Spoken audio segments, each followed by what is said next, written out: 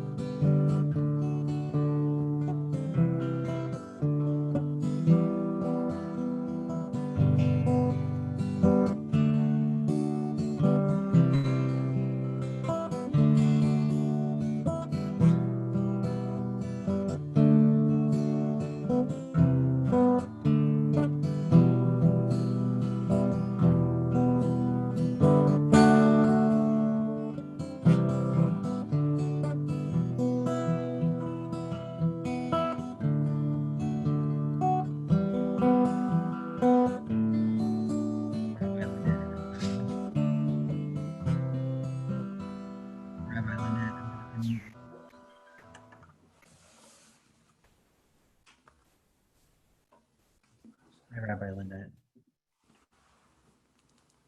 Hi. Right, Good so evening, everybody. Rabbi Skolnick is going to make you a co-host just so that you're up on the top of the participant list for later on. Awesome, thanks.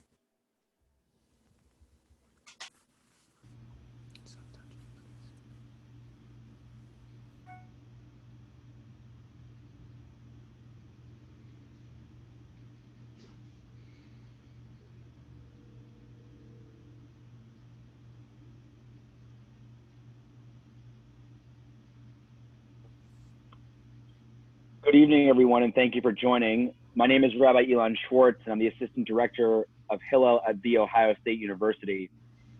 But I'm not one of the organizers of this event tonight. You'll hear from them at the end of this evening's program as they recite some prayer and share some words of Torah.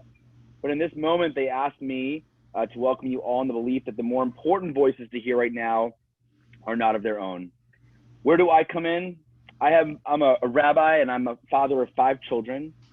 2 of whom are adopted and African American, aged 9 and almost 6, and I have 3 other children, age 8, 3, and 2 months. And what I'd like to do is just share a couple of anecdotes from our experience as a parent of 2 young Black children in our Jewish community. 3 anecdotes, 2 that have to do directly with Jewish community, and 1 that's more general to what I think is the Black experience in America. But I want to give the caveat that I am not African American. And so my experience is limited only to what I have done with my children and the choices that we've made for them.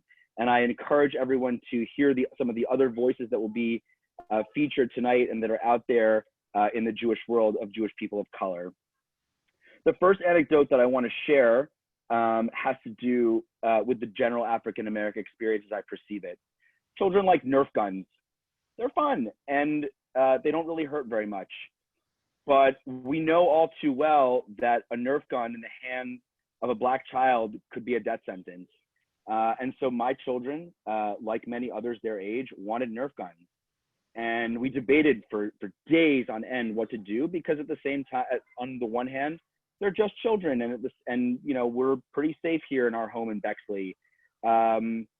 And we explained to them why it was a problem. We agreed that we would get them the Nerf gun that they wanted, but the only way that they could play with it was with our direct supervision during daylight hours and only in our backyard.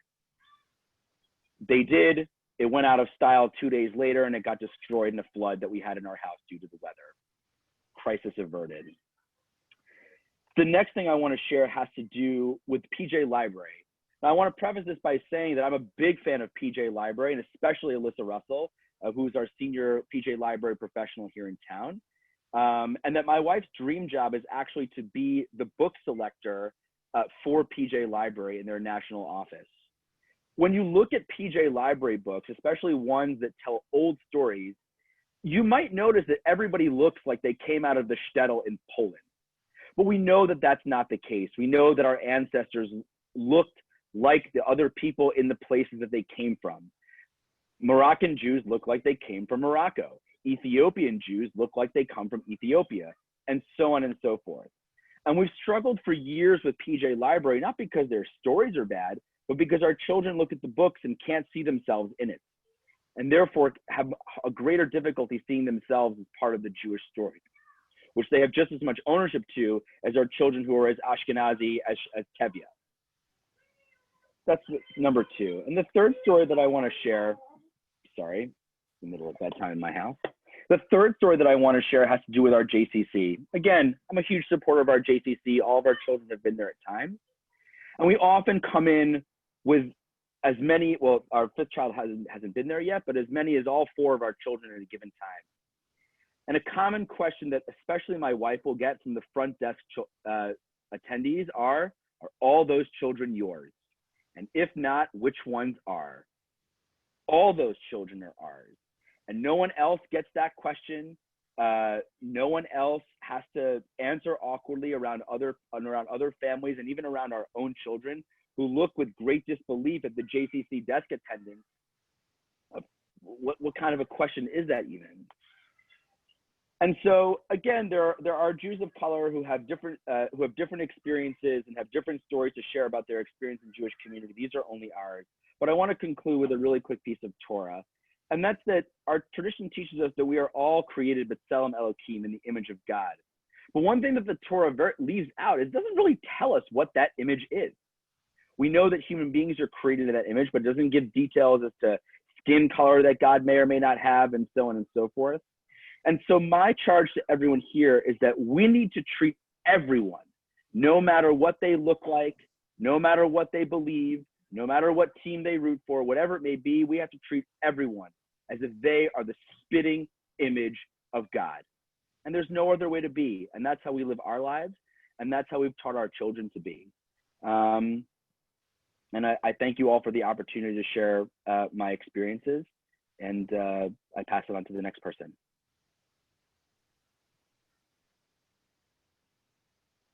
Hi, my name is Debbie Cohen, and my husband and I are members at Temple Israel. And we, between us, have 6 children. Their ages are from 36 to 14.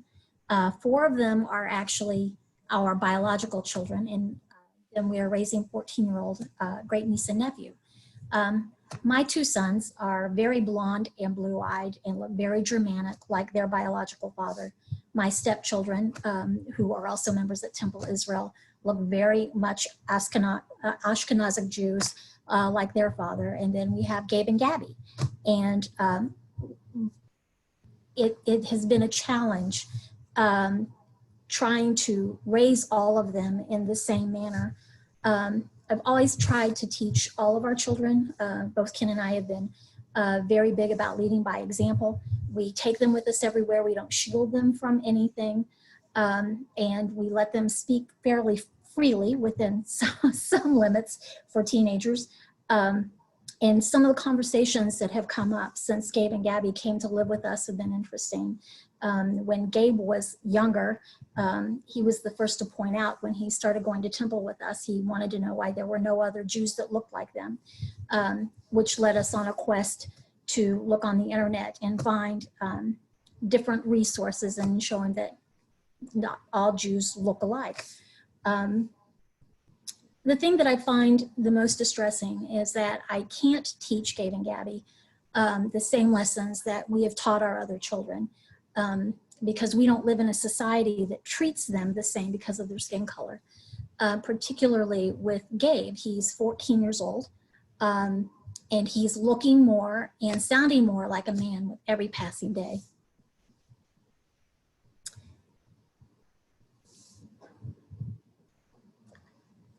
I look at the faces and I hear the names of those that have died in police violence with young black men.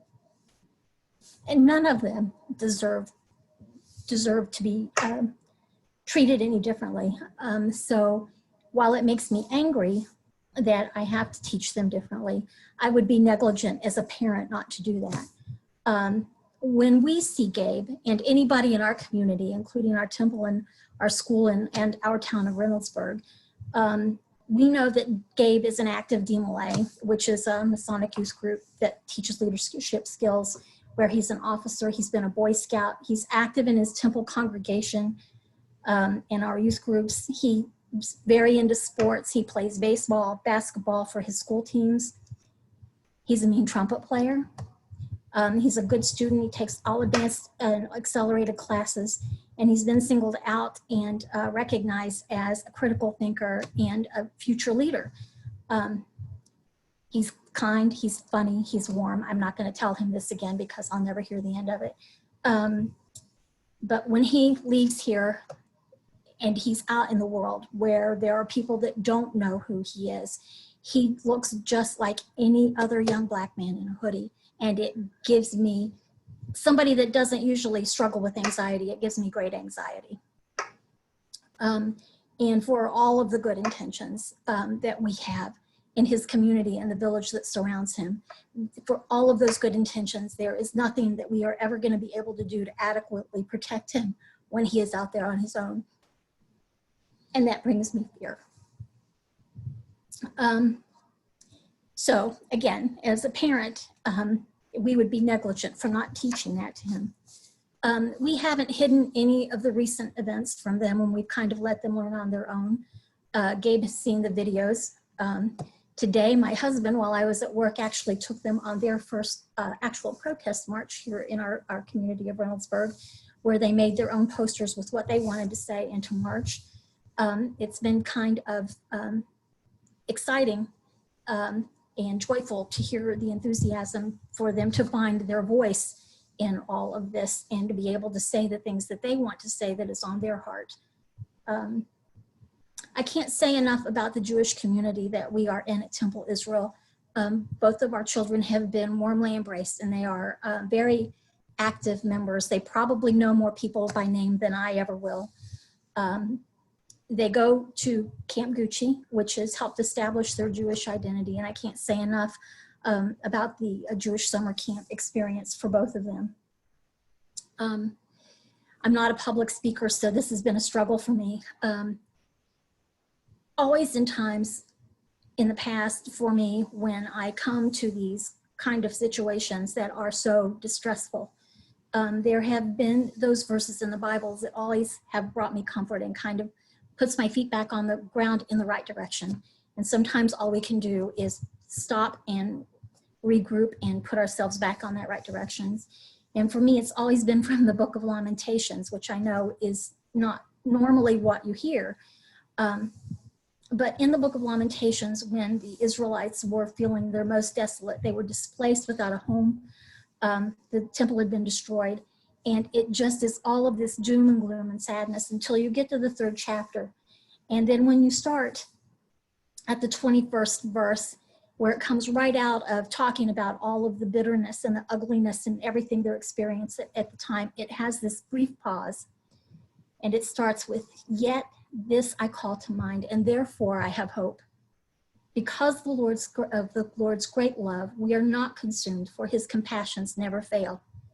They are new every morning. Great is his faithfulness." And those are the words we choose to live by.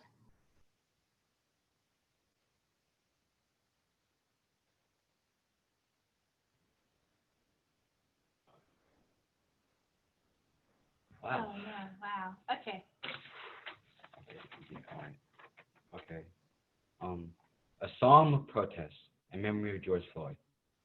Sung at the gates of justice, when Black men are strangled in the streets, when power is abused and jails overflow, when the voiceless are forgotten and minorities misused.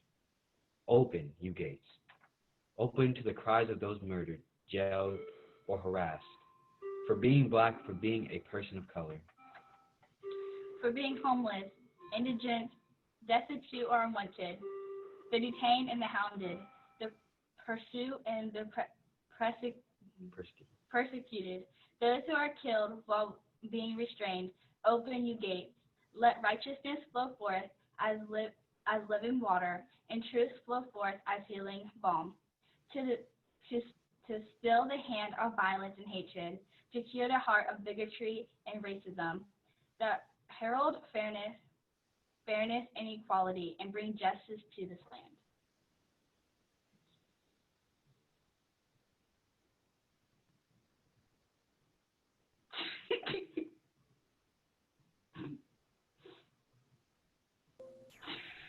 Hi, I'm Diane Peters, and I attend Congregation Tifereth Israel.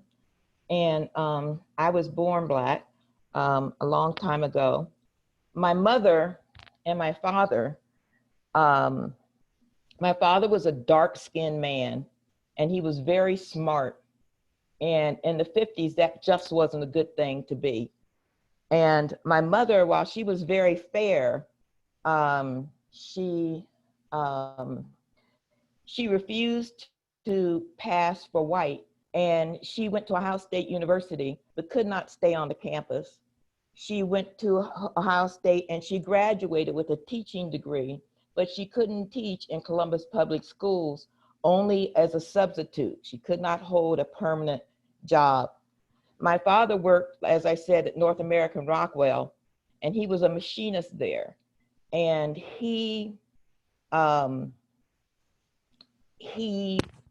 kept training his supervisors, one after another, after another, after another. And finally he said, look, if you don't make me a supervisor, I'm gonna quit. And they did not, and he did. And so I think that every Black person, I may be mistaken, but I think most Black people have moments in their life when they realize that they are indeed Black, they are considered lesser, and there are people that want to oppress us. And I had mine when I was a little girl, probably about 8, in Marietta, Ohio, where my mother was born, or where she grew up. And they had a state fair ground not far from that house, and we would spend lots of weeks in the summer down there. So I would go over to the horses because I just liked the horses, and I would go and sing to them and, you know, pet them, and sometimes I'd take an apple and give it to them and all that kind of stuff. I must have been about 7 or 8, and a white group of kids were there, teenagers, young adults, and they asked me if I liked the horses, and I said yes. And they said, well, do you want to ride one? I said, yeah. And they had a pitchfork, and they took dung on the pitchfork. She said, if you can just take this off for us, we'll let you ride. And they all started laughing. And at that moment, I knew what was going on. They were making fun of me. They were making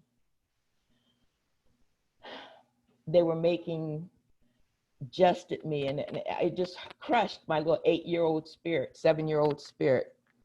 I've been harassed by police. Family members of mine have been harassed by Columbus police. We had an unfortunate incident where a young woman, a few years ago, a young woman hit the back of a CODA bus, and right in front of my house practically. And I heard the bang, and I went out. It was early in the morning. I had on my robe, but I went out to see if I could help. And before police came, you know, there were several neighbors that were out and trying to comfort this girl. She was obviously in really bad shape, and we were just trying to comfort her and let her know, you know, that the ambulance was coming. Just hold on, hold on. And the ambulance came, and, you know, we stepped back to let them do their work. And the police came, and there was an officer who kept doing like this. And so we would move back, and he got me in my face, and he kept doing like this. And he says, don't you know what that means? And I said, I'm moving back. He says, no, that means go home. And I said, why? I said, we've been here since this girl hit this bus. You know, I feel like I'm invested in the situation here. He said, that means go home. And I said, well, why? He says, because I said so. And I said, I don't understand why. And he puts his hand on his holster and he says, really? And at that moment, I was really terrified. And so much so, even though that I had been a block captain on our neighborhood policing, or our neighborhood watch, a block watch, and had many, many interactions with our police liaison, I was so shook up, I couldn't even get the guy's badge number. And so, you know, I called, and I don't know if anything ever happened, but later on, I found out it was the same officer who was involved with another event that was caught on tape, and they suspended him, then they brought him right back. So, you know, I was old. I mean, this only happened like a few years ago. I still had gray hair. I was in my bathrobe, but, you know, I was clearly no threat. I'm afraid I have 4 grandchildren. I have 2 that are really brown skinned and so darn smart. It's just, I'm so afraid for them, you know, because they're not willing to just lay down and not say anything. They're so smart and talented. So I worry about them. I wonder what their experience is going to be. I hope they never have it, where they understand or they know that the society looks down on them. I have my family has been involved in civil rights since forever. We protested Ohio Theater when it was segregated, Kroger's when they wouldn't hire Black managers, Woolworths when they wouldn't allow us to eat at the down at the counter. So it's just like been in my blood and in my heart for such a long time. I'm so tired of it. I would love to see, before I die, some type of reconciliation where we could really live in an America that is just and free for everybody. As far as a Jew of color, in Columbus, I've been treated very well. Rabbi Mars, excellent. Rabbi Unger, excellent. Rabbi Hillel, excellent. Rabbi Bravers, excellent. Rabbi Berman, excellent. But when I go out of town, it's a different matter. I went to Tennessee once and everybody kind of looked at me like, you know, okay, why are you here? And I kind of understand that because we're all kind of weary about strangers, but not one person said, come with us to the Oneg, you know. The rabbi did say something to me when he realized that I was reciting the prayers. But other than that, no congregant said anything to me, and they did have an Oneg after it. Did I feel like going to it? No, I just left. So my favorite scripture is in Psalms, and it's Psalms 15. And in Psalms 15, it talks about what a righteous man looks like. And out of that psalm, the thing that sticks out to me the most is the righteous man will make an oath and he'll keep it, even if it brings hurt to himself. And I've made many promises that I will speak out and I will try to be a liaison between people who want to understand and hopefully become better people and better allies. So that's my story.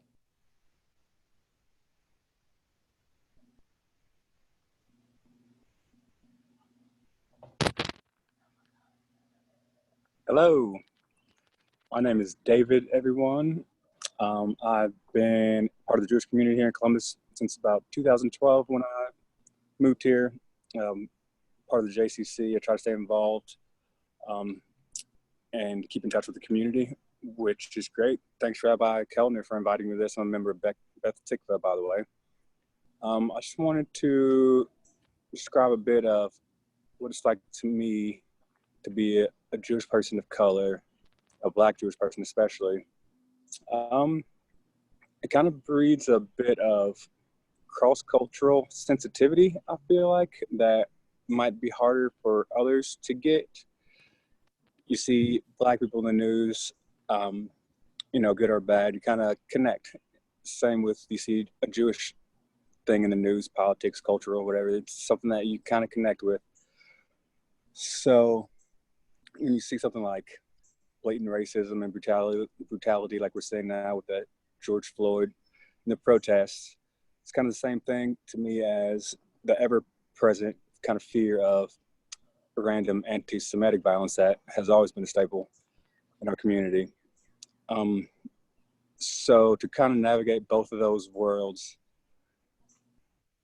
it can be tough. People don't look at me and automatically think that I'm Jewish. Black people don't really know about Jews sometimes, so I kind of take it upon myself to kind of bridge that gap sometimes whenever I can. What's happening now is really terrifying. It's very interesting. I don't have kids, so I'm just a 30-something-year-old person living in this world. So I can't imagine what it would be like to worry about kids in this climate. But I will say that the Jewish community here has always been super welcoming, super nice, and not just to other Jews or outside Jews or people that are new, but I've noticed there's always something about anything that's going on in the world. All Jews are looking at. If someone's being oppressed somewhere, someone's got something to say. We're raising money, we're raising awareness. And that's something I really appreciate about the Jewish community at large, but especially here in Columbus. Yeah, it's a strange time. The protests are interesting. I personally, as a younger Black man, am afraid to go protest, and I feel terrible about that, especially after that Psalm 15 we just heard, what's the righteous man look like? But at the same time, I have to worry about my actual life right now. But it is nice to see people of all races coming together, ages, ethnicities, seems like religions. I can't really tell that from looking, but everyone's coming together over this one particular issue, which has been something that plagued people of color for a long time, which is the police, the systemic police oppression and brutality, really. So I hope what comes out of this is a change for the better. Trying to heal the world, that's what we do as Jews, tikkun olam. But that's really all I have to say. I hope everyone stays safe and stays healthy. And again, this is a very interesting and eye-opening Zoom meeting. I'm glad I got to join. Thanks, everyone.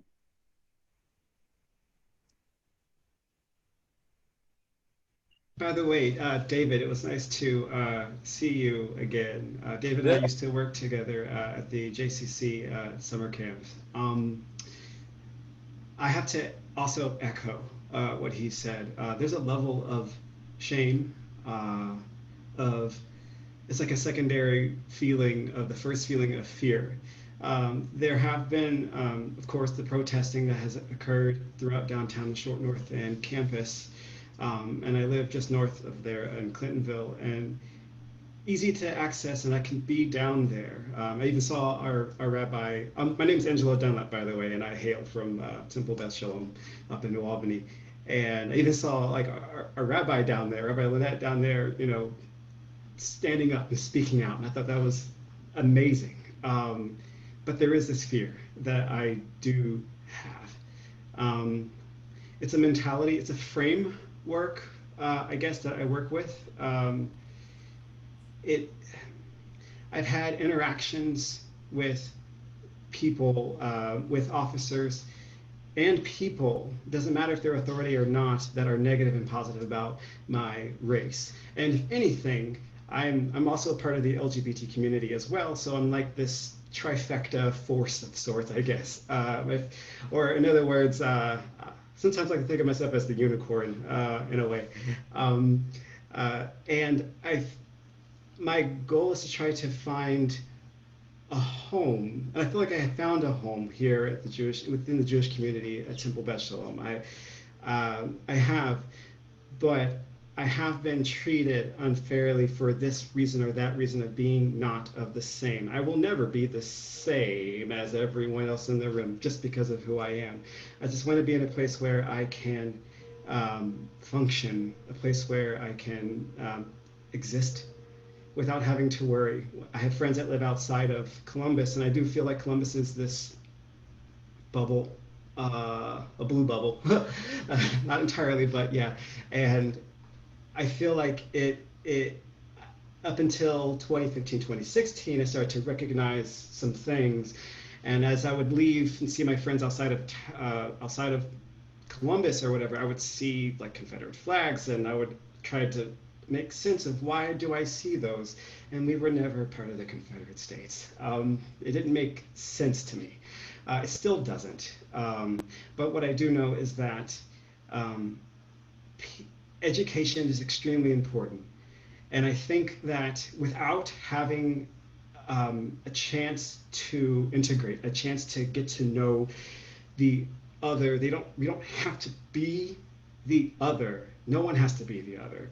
If people were to be educated in the way that they can be, I don't want to say just right off the bat accepting, but to learn, because that is the first step, I believe, into stop having this fear. Because a lot of these people, doesn't matter if you're a cop or not, you're a human being. And so you're going to feel fear like a human being. And if you're in a culture that predisposes African Americans as being dangerous from what you hear on the news, or as being under, you might take on that shape without even realizing it. And it might even be a fear, but that's just because you don't know. And I think it's important that somehow, I don't have the answers, but I feel like to get to that point would make some type of shift, I would imagine, in hope. Like I'm friends with some cops as well. I've been treated really well by the interactions that I've had, so I feel fortunate and I feel blessed by that. At the same time, though, I've been pulled over before, and as most African American children, especially Black men in particular, we have to talk with our parents. For me, my mother had had that conversation with me where when you're pulled over, you make sure there's light, you put your hands out the window like this, you wait. Like there's all these different things that like I had to be taught, and the part that doesn't make sense to me is that why? However, I do see that there is a light at the end of the tunnel, though. There is, and it's not a train, believe it or not. Hopefully, we will have a chance to. I think with time, and if we keep standing up and having our voices speak out, we have that ability to speak. Words are incredibly powerful. Like God had to speak in order for us to exist. That's how powerful words are. We need to stand up, and we need to continue and not give up. I want to find that place where I don't have the fear, so I can do that in an effective, safe way. And thank you for having me here with this call. Thank you.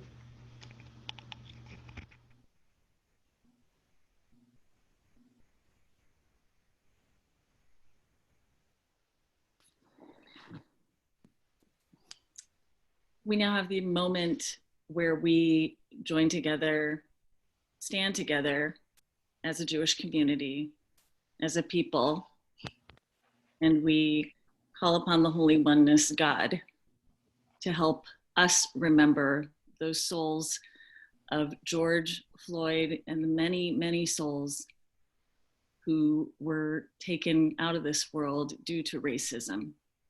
So we stand for Kaddish Yatom. Yitgadal v'yitkadash Shmei Rabbah, v'yolma divrach hirutei v'yamlich malchutei, v'chayechon v'yomechon v'chaye dechol Beit Yisrael, ba'agala uvizman kariv v'imru. Amen. Yehi Shmei Rabbah Mivarach Leolam Ulalmei Almaya. Yitbarach v'yishtabach v'yitpa'ar v'yitrobam v'yitnaseh v'yithadar v'yitaleh v'yithalal shemei dekudesha barichu. Leila min kol birchata v'shirata tushbechata v'nechemata da'amiran be'alma le'imru. Amen. Amen. Yehesh Lama Rabba Min Shemaya. V'chaim aleinu ve'al kol Yisrael v'imru. Amen. Amen. Oseh shalom bimromav, hu ya'aseh shalom, aleinu v'al kol Yisrael, v'imru, amen. Amen. Amen. Please be seated. This has been a powerful evening of listening and hearing the stories of the many who are our friends in our community and in our congregations. And tonight represents a beginning of a time for reflection and thinking about how we go forward. We have much learning that we can do and need to do as we seek justice. As the rabbis were all speaking the other night, we created this idea that would continue to come together, to learn together and read together. We want to invite everyone to join together in a community book read. The book is, and you perhaps have heard it mentioned over these last few days, is Ibram X. Kendi's book, How to Be an Anti-Racist.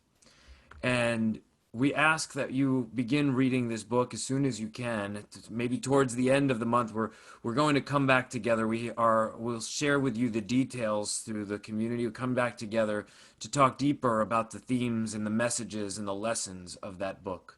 And so we'll share with you again the book title within each congregation, and we'll come back together again to study, discuss, and reflect.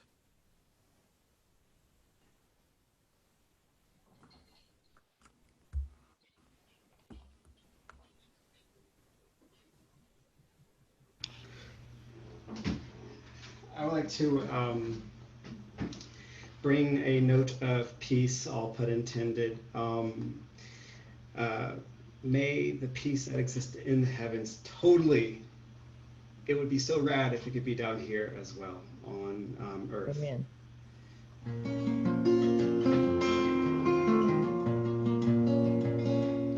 Oh, say shalom b'mrama. Oh, yeah, say shalom aleinu. Ve'akol Yisrael. Ve'meru, ve'imru, amen. Yah, say shalom. Yah, say shalom. Shalom aleinu ve'akol Yisrael. Yahaseh shalom, Yahaseh shalom. Shalom aleinu ve'akol Yisrael. Yahaseh shalom, Yahaseh shalom. Shalom aleinu ve'akol Yisrael. Yahaseh shalom, Yahaseh shalom. Shalom aleinu ve'akol Yisrael. Yahaseh shalom, Yahaseh shalom. Shalom aleinu ve'akol Yisrael. Oh, say shalom b'mrama. Shalom aleinu ve'akol Yisrael. Ve'imru, ve'imru, amen.